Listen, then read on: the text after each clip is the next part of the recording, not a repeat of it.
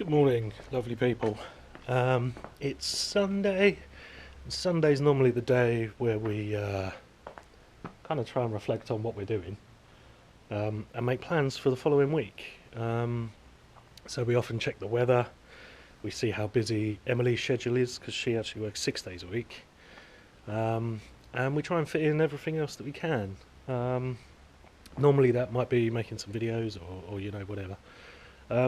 So this morning, I think what I'm going to do is run through a few of the tools that I would definitely recommend people to have. Most of them are really simple, but they're definitely things that you want to have around the house, especially if you're looking to do any kind of renovation. I'll try and give a few tips or cheaper alternatives or things like that hopefully will help someone. Yeah, let's get into it.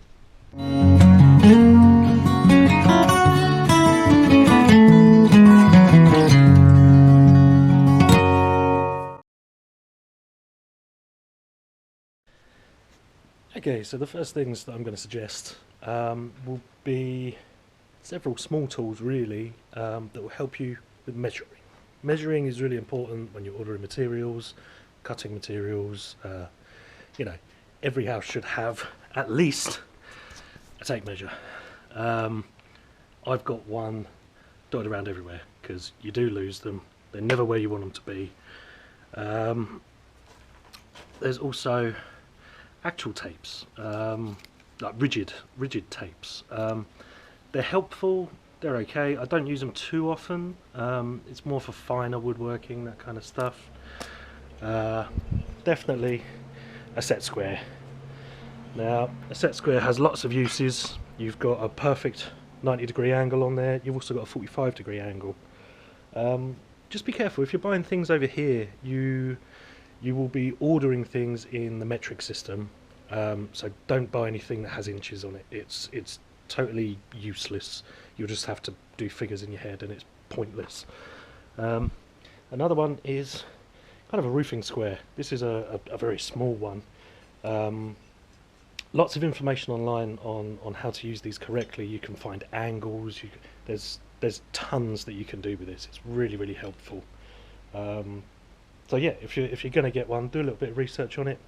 Find a couple of videos, and this will be an absolute dream once you know how to use it properly. Now the last one, it's a bit of a luxury. It's a laser level. This does vertical and horizontal. It's got a little clip with it, so we can put it up high. We put it up in the barn, put it, wherever you want. It's great for things like tiling. If you want to find level and plumb for putting anything, it's an amazing bit of kit. One thing that I would suggest is definitely get one with a green laser. The ones with the red lasers, during the day, if it's too bright outside, you often can't see them. So try and find one with the green laser. I think most of the companies are going that way anyway, but yeah, get a green one, not a red.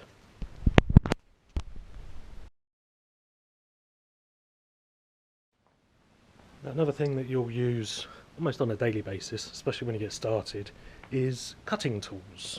So we'll go from the really basic saw. A saw is a saw. You can get ones for going across the grain in wood. You can get ones for going with the grain. You can get cement saws. You can get metal saws like this. You can also get what would be a bit of an upgrade is a jigsaw. Jigsaws are really versatile tools. You can get curves. You can change the blades so that they're for metal, for plastic, for wood. Yeah, really versatile tool. Don't have to spend a lot of money. They're, I don't know, for a semi-decent one, you're looking probably about 50 quid now. They've really gone down in price. I think they're just easy to produce now. Another thing that I would definitely suggest will be an angle grinder. We got battery operated when we first moved here because we actually weren't connected to electricity for the first couple of weeks that we were here, and obviously wanted to move forward. Angle grinder, again, really versatile tool. We cut the roof tiles. You can actually get like a mini chainsaw for it, a chainsaw blade. I wouldn't do that. I mean, they're crazy dangerous anyway. But yeah, really good for cutting pipe, plastic pipe. I mean, they're really good. And another thing that you can do is get it's called a paddle disc, which is an adapter that goes on it, and that will actually mean that you can sand wood. So if you're not going to stretch out for a sander or anything like that, you can use your angle grinder to sand your wood. It's not going to be an amazing finish, but it will get you there. And last but not least, I've got the circular saw. Now, a circular saw is really good for doing straight lines, really good for doing plunge cuts, and they have like a carriage with them, so you can set a depth and you can set yourself in from the piece of wood as much as you need to. You can run a straight edge and run along that, so it's nice and true. Bit of an upgrade to that would probably be a table saw. I use one in the workshop, and it's a bit of a luxury, you know. If you're proficient enough with woodworking, get yourself a table saw. If not, just stick with a circular saw. So that would be my basic cutting tools.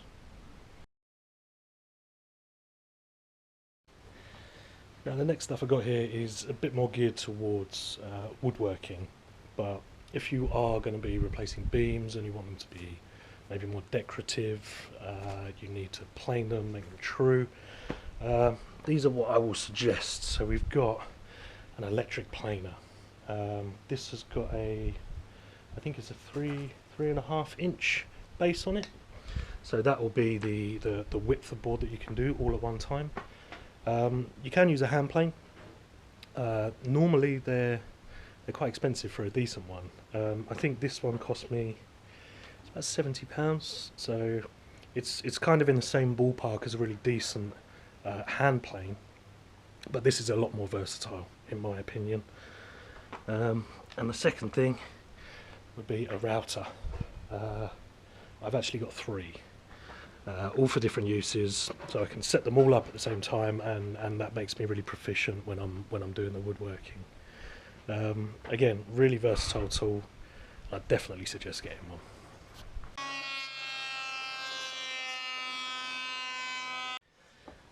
I'm not sure what the light's going to be like in here. It's a pretty miserable day, but I just want to show you what I have in the workshop. So here I have my table saw.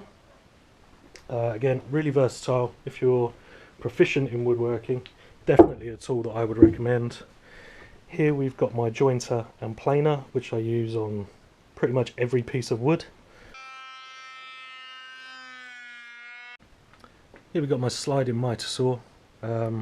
Really good if you're needing to do many cuts that are the same. You can add a stop block and every single piece that you put through there will be exactly the same size. So that saves you up on measuring, saves a lot of time.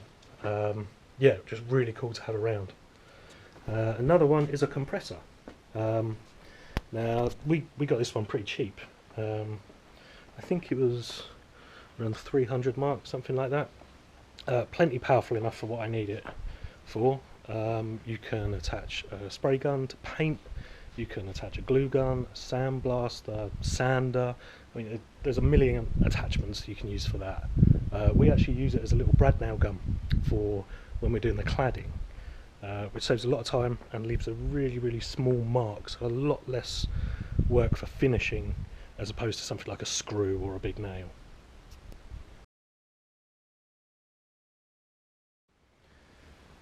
Get yourself some clamps. You can never have enough. I've got maybe, I don't know, what's that, about 10 up there and another 10 dotted around the house, just for when I need them. Really, well, some of them can be quite expensive if you're getting the ones sort of over a metre, but for the smaller ones you can pick them up really cheap. I definitely advise getting as many as you can.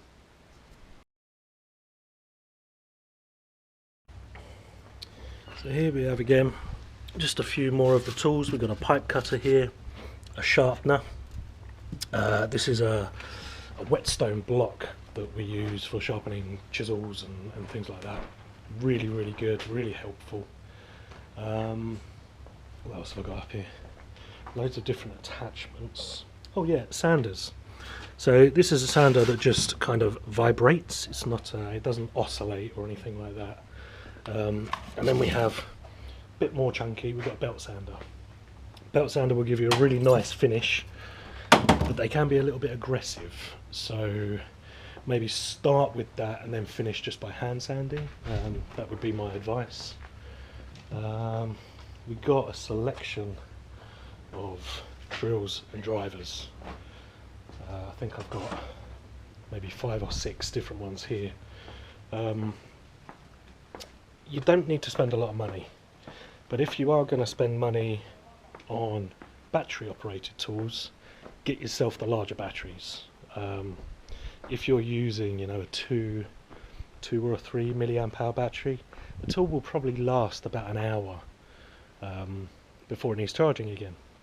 So you're going to need 2 batteries if you're working all day, and you're going to need bigger batteries if you're working for an extended period of time. Yeah, if you are going to stick to a brand, that's probably the best thing that I can advise, actually. Stick with one brand, otherwise you'll have a million chargers and a million different batteries, and it'll end up costing you a fortune. So the Ryobi ones have been really good for us. They're not a professional grade by any means, but they're plenty enough for us to do what we need to do.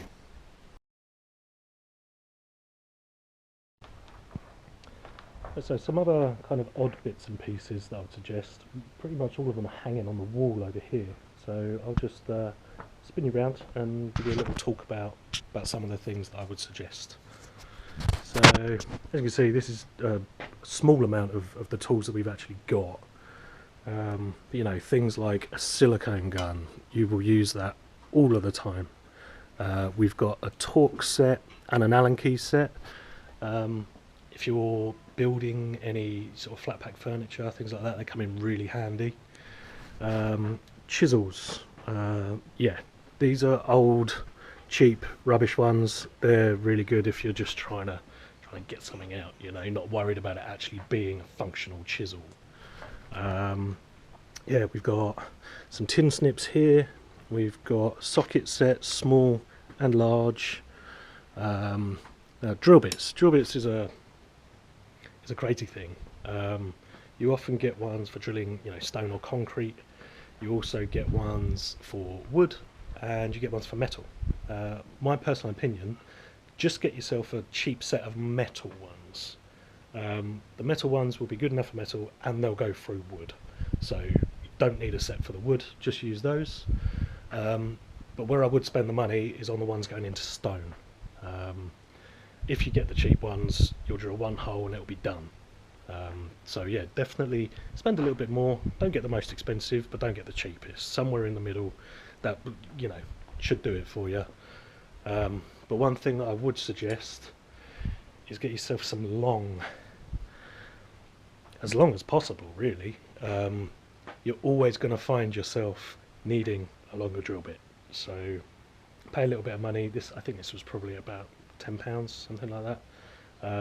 Yeah, get yourself a few different sizes, one for metal, which you can also use for wood, and one for stone. So a couple more things. We've got pipe cutters, we've got hole saws, insulated screwdrivers. Really, really important if you're going to be doing any electrical work. What else have I got here? We've got a ratchet strap, always handy, especially if you're moving stuff with a car.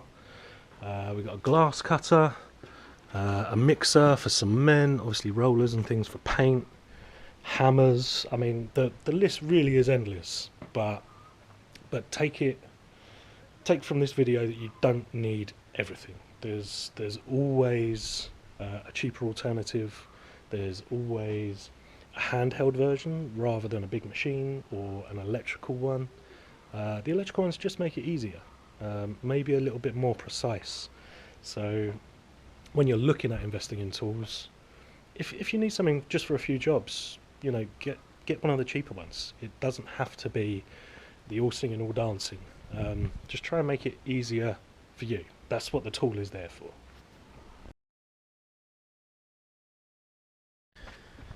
So another must-have tool when you're out here is the chainsaw. Axes are really good for chopping, chainsaws are really good for cutting. You will need to do an awful lot when it comes to processing your own firewood. So get yourself one, doesn't have to be expensive. Get yourself a spare blade, ear protection and face protection. Something like this is perfect. Sometimes I actually use it in the workshop as well. You know, if I don't want to wear the goggles. Yeah, real handy. Obviously you can use it in your garden as well. We'll move on to some garden stuff. So the number one things that we use in our garden is, I think it's called a fruiting saw. Really cheap, really aggressive blade, so hella sharp. But we use that on most of the trees. It's a really fast way of cutting through the wood, but it won't leave you with, you know, like a fine woodworking finish. So don't use it on any projects that you're going to be seeing. But yeah, in the garden, amazing. And the second one is a strimmer. We bought cheap electric strimmer. It's done us absolutely fine. And it does have an attachment for this metal blade here. So the metal blade is really good for getting through some of the thicker, maybe not weeds, but you know, bushes and trees. So yeah, that's been an absolute godsend. But the normal strimmer, get yourself a nice thick gauge cable, wire if that's what you want to call it, and it will get through almost everything in the garden. But you will definitely need one.